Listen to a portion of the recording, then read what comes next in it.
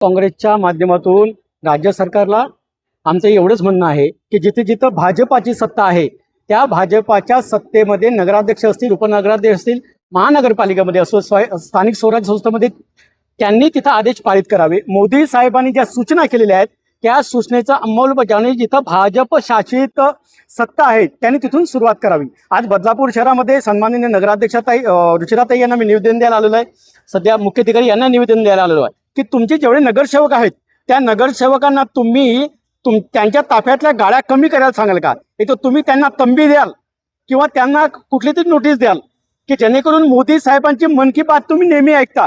आता त्यांनी दिल की बात केलेली आहे, त्या दिल की बातची सूचनेची अंमलबजावणी आज नगरपालिकेच्या माध्यमातून करण्यात यावी अशी मी त्यांना निवेदन देण्यासाठी आलेलो आहो की जेणेकरून नगराध्यक्ष यांनी सुद्धा इलेक्ट्रिक व्हॅन त्यांची गाडी वापरलेली आहे। कदाचित त्यांना मोदी साहेबांचा काहीतरी दिसलं असेल की येणाऱ्या संकटच्या बाबतीत चालवाल काही दिसलं असेल म्हणून त्यांनी काही दिवसापूर्वी इलेक्ट्रिक व्हॅन घेतलेली आहे।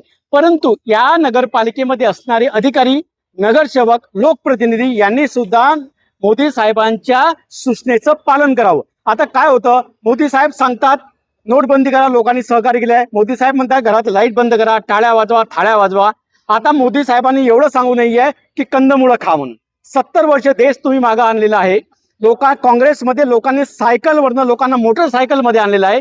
या मोदी सरकारने सांगितलं आहे तुम्ही गोडे तेल खाऊ नका, आता वडापाव आम्ही का पाण्यामध्ये तळावं का, हा प्रश्न आहे आमचा। म्हणून मोदी साहेबांनी आता आम्हाला कंदमुळं खाण्यावरती वेळ आणू नये आहे। आज मी त्यांना कंदमुळं दाखवलेले आहेत, गाजर पण आणणार होतो, गाजर त्यांनी गेल्या कित्येक दिवसापासून देत आहेत। माझी या नगरपालिकेच्या प्रशासनाला एवढी विनंती आहे की नगरपालिकेमध्ये जेवढे नगरसेवक असतील त्यांनी मोदी साहेबांच्या सूचनेचं पालन करावं। गेटवर तुमची बैलगाडी अडवून असा प्रश्न केला, शेतकऱ्यांची गाडी का अडवून? हे सरकार शेतकरी विरोधी आहे।